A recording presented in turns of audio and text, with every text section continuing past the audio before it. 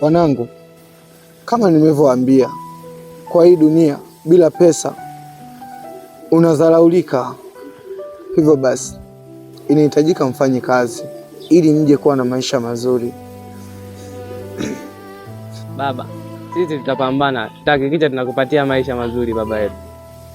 Dogo, tulia kwanza kabla tujampatia baba maisha mazuri, na swali ya kumuuliza. Mwanangu, ni swali gani hilo?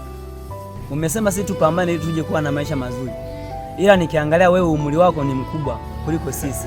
Unaposema sisi tupambane, mbona marafiki zako wote wana hela lakini wewe huna? Ujana wako wewe uliutumiaje? Unataka kujua ujana wangu mimi niliutumiaje, si ndio? Mimi nilikuwa na pesa zamani, lakini mama yako ndo alizitumia vibaya.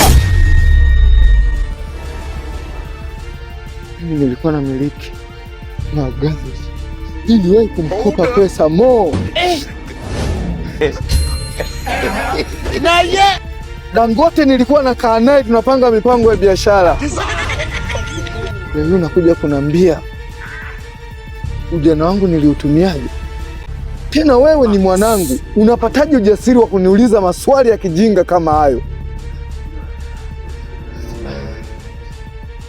Ndio nimetambua shukrani ya punda ni mateke. Mimi nakuelekeza njia ya kupata maisha mazuri, wewe unanielekeza njia ya kupata maisha mazuri. Maana yake tunapingana au nikupe lana?